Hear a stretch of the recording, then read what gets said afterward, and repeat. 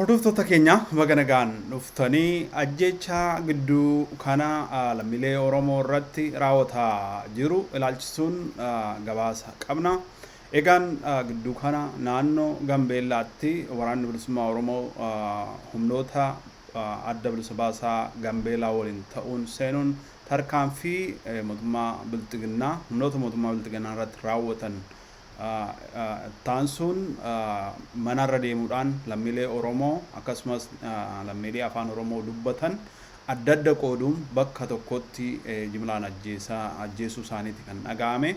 Achi keessaa suuraaf sagaleen tokko eegusaan rahaasa hedduutti roobsuudhaan nama meeqa ta'anii bakka tokkotti eegusaan nama meeshaa maleeyyii ajjeesan tokko kan agarsiisu kan nuga'ee ni agarsiisna. Akkasumas immoo naannoo Amaaraatti ajjeechaan jimlaa Oromoota tiraakiidhaan fe'amanii bakka tokkotti erga geeffamanii booddee tiraakii sanarraatii gadi buusuudhaan bakka tokkotti jimlaadhaan utuu isaan ajjeesaa jiranii suur sagalee mul'isu kan arganne agarsiisna. Egaan kana ilaalchisuudhaan qeerroof qarreewwan Oromoo baha Oromiyaa baha Harargeetti dirree xiyyaaraaf soofii waliin ta'uudhaan guyyaa har'aa hiriira nagaa isaan ba'an ilaalchisuun gabaasa qabna. Turtiin keessan nu waliin haa ta'u jenna.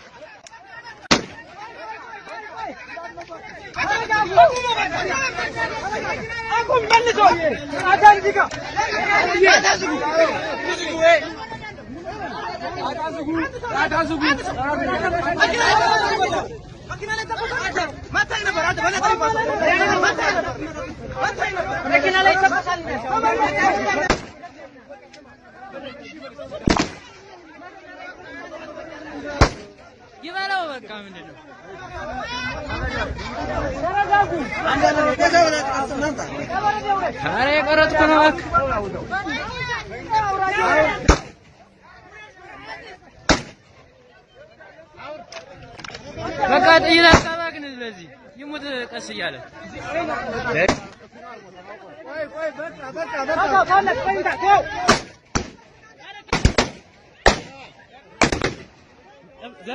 ዝጋ መጠበቂያ ዝጋ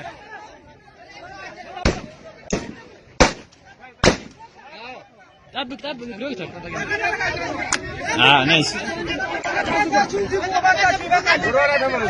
عملوا. ولادنا.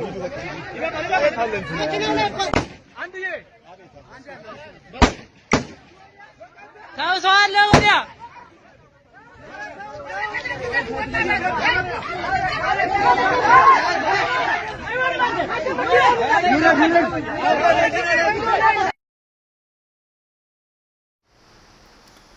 Egaan haala baay'ee nama suukanneessuun lammiilee Oromoo naannoo Gambeellaaf naannoo Amaaraa Arxummaa Fursii keessaa guuruudhaan akka kanattiin ture kan isaan fixan.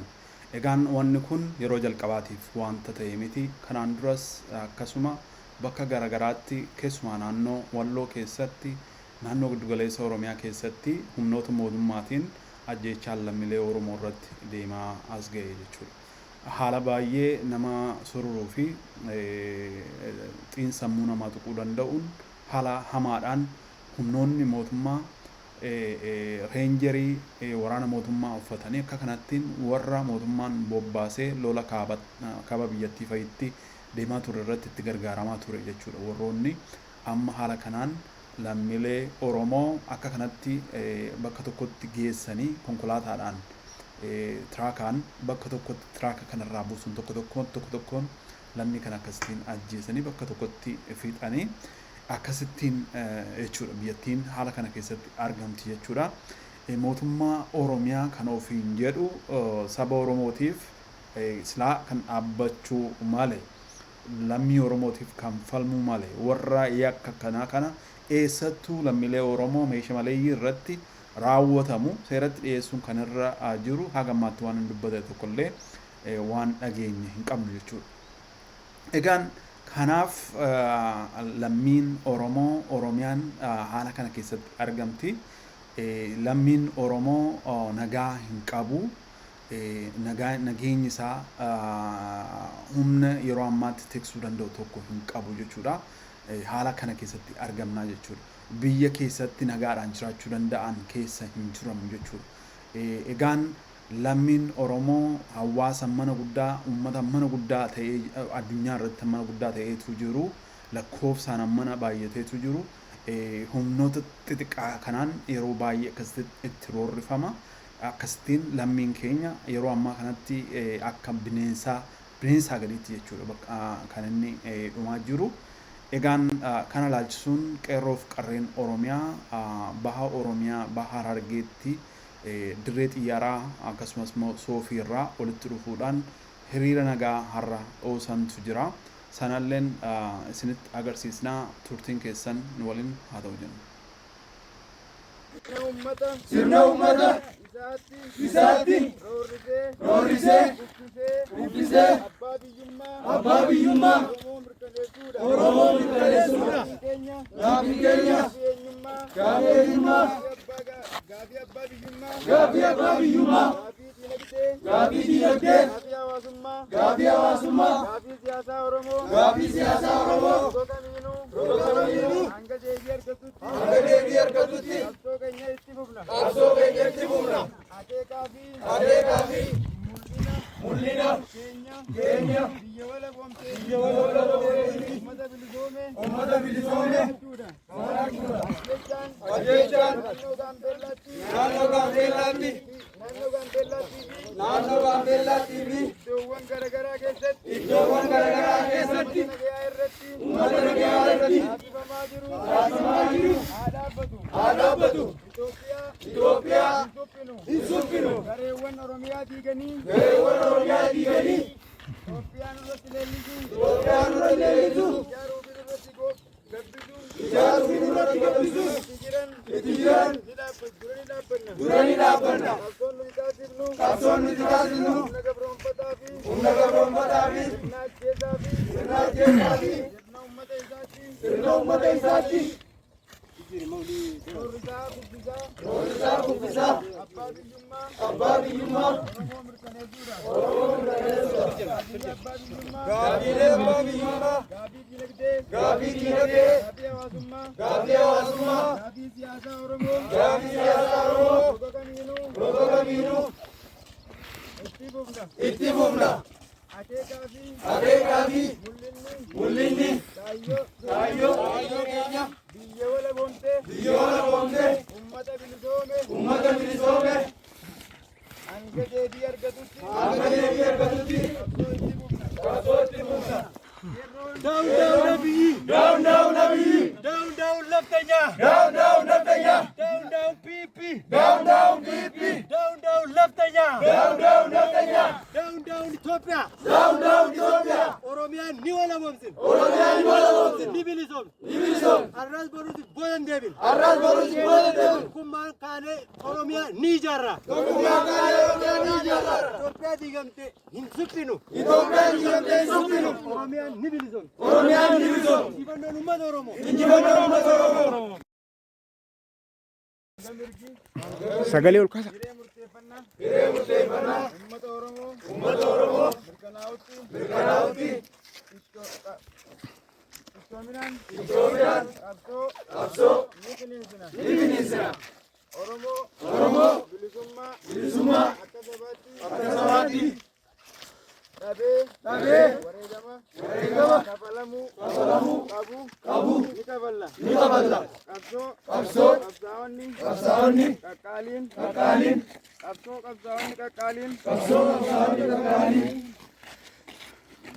Oo. Tanuma siisa bulat qofa qaba. Gaaffii keenya mirga keenya akka nu kabachiisu ni gaafanna.